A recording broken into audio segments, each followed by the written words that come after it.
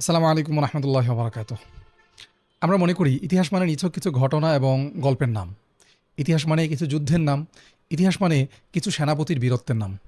কিন্তু প্রকৃত বাস্তবতা আসলে অনেকটাই ভিন্ন। ইতিহাস আরও অনেক গভীর কিছু। ইতিহাস মানে হচ্ছে আমাদের আত্মপরিচয়ের শেকড় সন্ধান করা। ইতিহাস মানে হচ্ছে অতীতের দর্পণে বর্তমানকে বোঝার চেষ্টা করা। ইতিহাস যদি একজন মানুষ না জানে, তাহলে সে নিজের আত্মপরিচয় খুঁজে পাবে না। ধরুন মুসলিম ইতিহাসের কথাই বলি।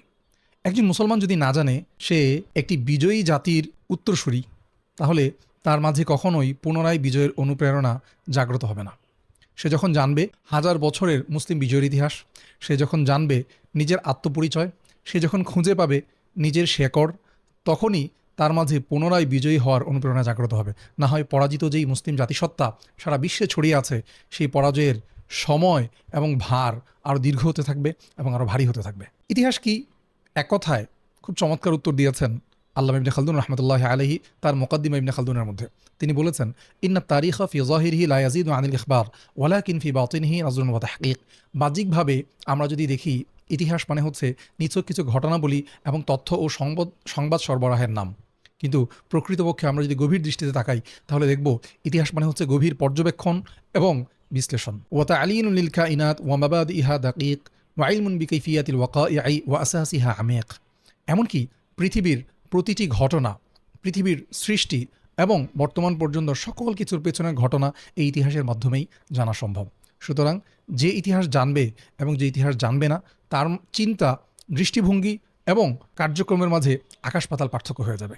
এজন্য ইতিহাসকে কেবল শুধুই গল্প, ঘটনা এবং যুদ্ধের বিবরণ হিসেবে জানলেই হবে না, বরং ইতিহাসকে জানতে হবে সঠিক তথ্যসূত্র থেকে এবং পর্যাপ্ত এবং প্রয়োজনীয় উপযুক্ত বিশ্লেষণ সহ।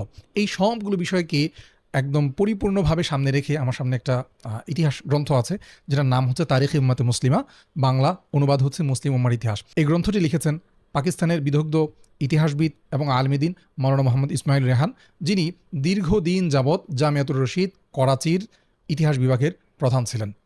অন্যান্য ইতিহাস গ্রন্থের সাথে এই ইতিহাস গ্রন্থের একটা মৌলিক পার্থক্য আছে। মৌলিক পার্থক্যটা হচ্ছে যে এই ইতিহাস গ্রন্থ ইতিহাসকে একটা শাস্ত্রীয় রূপ আকারে দেখানো হয়েছে। ইতিহাসের প্রথম খণ্ডটা এখানে যেখানে শুরু হয়েছে, ইতিহাসের বিশ্লেষণ, বিবরণ, ইতিহাসকে কীভাবে জানা উচিত, একজন মুসলমান হিসেবে ইতিহাস দেখার দৃষ্টিভঙ্গি কেমন হবে এবং একজন অমুসলিমের ইতিহাস দেখার দৃষ্টিভঙ্গি কেমন হবে, এটা নিয়ে পর্যাপ্ত এবং বিস্তারিত আলোচনা করা হয়েছে। এরপর একদম পৃথিবীর সূচনালগ্ন থেকে নিয়ে বর্তমান পর্যন্ত ইতিহাসের যে ধারাবাহিকতা, সম্পূর্ণভাবে ইতিহাসটাকে এখানে সংকলন করা হয়েছে। এছাড়া বিশেষ বৈশিষ্ট্য যেটা আমার কাছে দৃষ্টি কেড়েছে পড়তে গিয়ে, সেটা হচ্ছে যে ইতিহাসের কিছু চোরাবালি আছে মুসলিম ইতিহাসের। মুশাজাহাতে সাহাবা, জঙ্গে জামাল, জঙ্গে সিফিন, কারবালা, এই ধরনের কিছু চোরাবালি আছে, যেই চোরাবালিগুলোতে ইতিহাস পড়তে গিয়ে আমরা শুধু ঘটনার মার পেঁচে পড়ে নিজেদের ঈমান হারিয়ে ফেলার উপক্রম হয় এবং চোরাবালিতে আমরা আটকে যাই। এই জায়গাতে তিনি একজন বিদগ্ধ আলিম হিসেবে, আহলুস সুন্নাহ ওয়াল জামাআর মুখপাত্র হিসেবে তিনি যে কাজটা করেছেন, সেটা হচ্ছে প্রথমে তিনি শরিয়ার দৃষ্টিকোণ থেকে ওই ঘটনাগুলো কিভাবে দেখা উচিত, এটার একটা শরঈ পর্যাপ্ত দীর্ঘ বিশ্লেষণ দালিলিকভাবে করেছেন। এরপরে এই ঘটনাগুলোর ভিতরে প্রবেশ করেছেন এবং এই ঘটনাগুলোকে একজন মুসলমান কোন দৃষ্টিকোণ থেকে দেখবে, কিভাবে দেখা উচিত, এই বিষয়টাকে সুন্দরভাবে সমাধান করেছেন। কারণ ইতিহাস দিয়ে আকীদা মাপা যায় না, বরং আকীদার আলোকে ইতিহাসকে বিশ্লেষণ করতে হয়। তিনি এই কাজটাই করেছেন। এই জন্য আপনি যদি মুসলিম জাতিসত্তার পরিচয়কে সামনে রেখে উপযুক্ত তথ্য উপাত্ত, পর্যালোচনা এবং বিশ্লেষণ সহ, সঠিক তথ্যসূত্র সহ এবং সঠিক দৃষ্টিভঙ্গি সহ আপনি মুসলিমদের ইতিহাস জানতে চান এবং পৃথিবীর সূচনালগ্ন থেকে নিয়ে বর্তমান পর্যন্ত ইতিহাস জানতে চান, তাহলে এইটা একটা ফুল প্যাকেজ হবে। এখানে অনেকগুলো খণ্ড আমার সামনে আছে। বইটি প্রকাশিত হয়েছে ইতিহাদ পাবলিকেশন থেকে, তর্জমাটা অনুবাদ।